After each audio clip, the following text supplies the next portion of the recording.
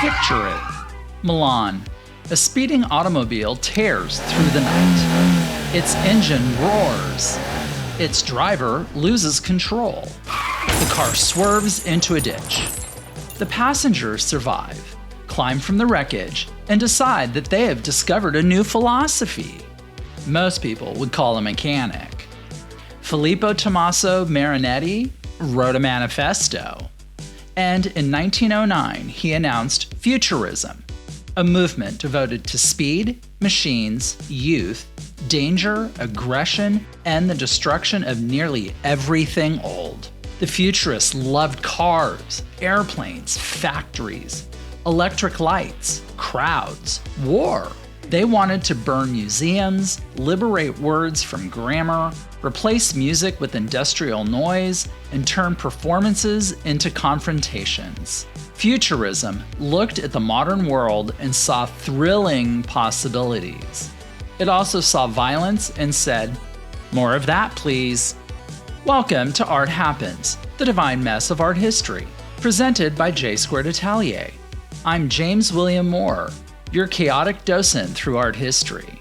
And today, Futurism, speed, machines, violence, and very bad decisions. It's the movement that tried to outrun the past, accelerated directly into fascism, and desperately needed someone to take its espresso away. At the beginning of the 20th century, Italy carried an enormous cultural inheritance. Ancient Rome, the Renaissance, Michelangelo, Leonardo. Marinetti believed this glorious past had become a burden. Italy, he argued, was trapped inside museums and monuments. So on February 20th, 1909, he published the founding manifesto of Futurism in the French newspaper Le Figaro. The manifesto celebrated speed, technology, danger, and aggressive action. Marinetti declared a roaring automobile more beautiful than an ancient Greek sculpture. This was partly an artistic statement and partly the avant-garde equivalent of insulting someone's grandmother at a national holiday. Futurism was not introduced quietly. It arrived shouting, revving its engine, and demanding that the past move out of the way.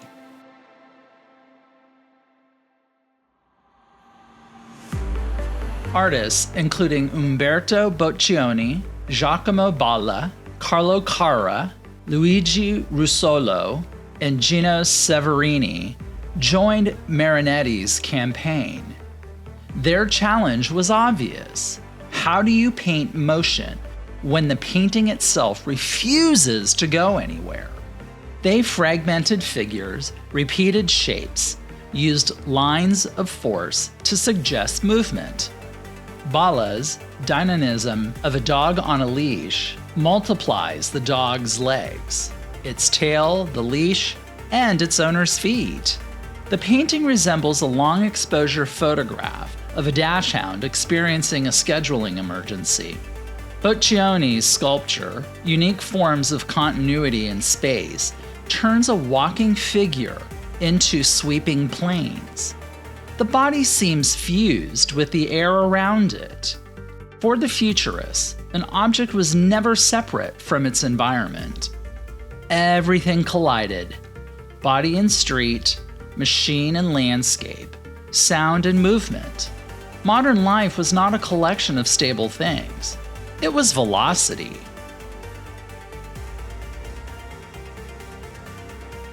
Futurism did not remain inside the painting. Marinetti attacked language itself. Traditional writing moved calmly from left to right, using grammar, punctuation, and its indoor voice. Futurist writing exploded across the page. Marinetti called it words and freedom. Letters changed size, words ran diagonally. Mathematical signs collided with sound effects. Syntax was dismantled. Onomatopoeia reproduced engines, gunfire, explosions, and mechanical impact. A poem no longer needed to describe a battle. It could visually detonate. Futurist typography influenced graphic design, experimental poetry, and later avant-garde movements. The page could shout, accelerate, and refuse to behave. Eventually, Futurists produced books with metal pages. Because paper apparently had become insufficiently industrial, the future would be bold, metallic, and extremely difficult to read in bed. Then Luigi Russolo turned to sound. In his 1913 manifesto, The Art of Noises, he argued that traditional music could not express modern life. The industrial city had created a new soundscape. Engines, factories, trains, crowds, sirens, and machines. Russolo built instruments called intonar rumore, noise intoners. Different boxes produced buzzing, roaring, cracking, humming, and exploding sounds. Audiences didn't always respond with thoughtful appreciation. Futurist performances were designed to provoke. Artists insulted audiences. Audiences shouted back. Objects were thrown. Fights began. These evenings blurred the line between art and riot. The Futurists understood that scandal could be a medium. A performance did not need to produce beauty. It could produce anger, confusion, and newspaper coverage. In that sense, they anticipated performance art, concerts, and several unfortunate comment sections. You know, those ones on social media that we're not supposed to read. Futurism's energy came with a thick layer of masculine bravado. Its manifestos celebrated domination, physical aggression, militarism, and contempt for weakness. The founding manifesto even announced contempt for women. Women did participate in Futurism. Artists and writers such as Valentine de Saint-Point and Bernadetta Capa challenged and expanded its ideas. Bernadetta created paintings, designs, and monumental murals while developing her own approach to sensory experience. But the movement's public identity remained aggressively masculine. Machines were described as powerful bodies. War promised purification. Violence became proof of vitality. The Futurists treated compassion as an obsolete technology. Their rebellion produced a new set of restrictions: youth over age, strength over vulnerability, action over reflection, and masculinity over everything else. They wanted to destroy the authority of the past. They were less interested in surrendering their own. The Futurists did not merely depict war, they promoted it. They campaigned for Italy to enter World War I, imagining combat as a force that would modernize the nation. Several enlisted. Then the machine age revealed mechanized violence. Artillery, machine guns, barbed wire, industrial death.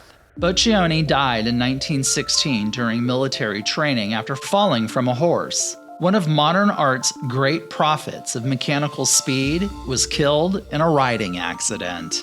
Marinetti continued combining art, nationalism, and politics. He formed a futurist political party and later aligned himself with Benito Mussolini. Futurism and Italian fascism were not identical.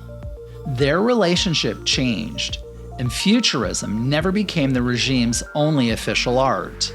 But Marinetti supported fascism, wore its uniform, and promoted its nationalism in wars. The movement's fascination with aggression and domination was no longer theatrical provocation. It had found political power. The future had arrived. It was not the one the manifestos advertised. Futurism transformed modern art.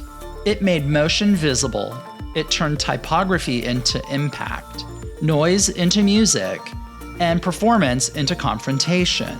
Its influence spread through design, photography, poetry, and theater.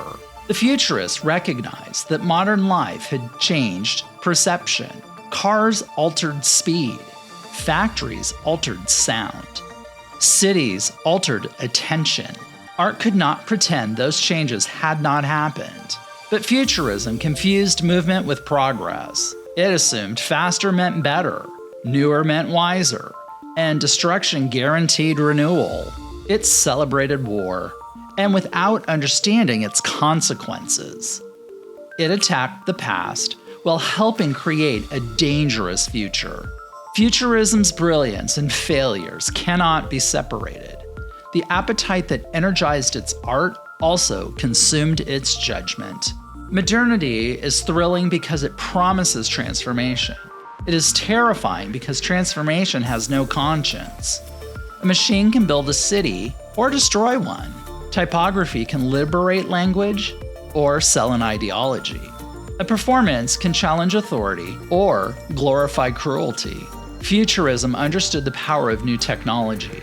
It did not adequately ask who the power would serve. Its artists wanted to accelerate history, but speed does not choose a direction. That requires values, judgment, and occasionally someone willing to say, perhaps we should not drive directly into the ditch.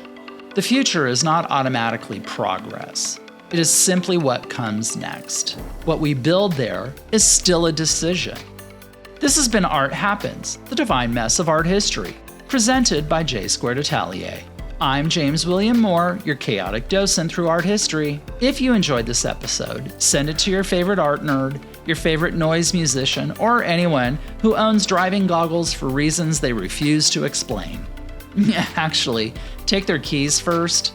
Legal remembers the opening. Until next time, keep looking closer. And remember, if your artistic manifesto requires 11 exclamation points, switch to decaf.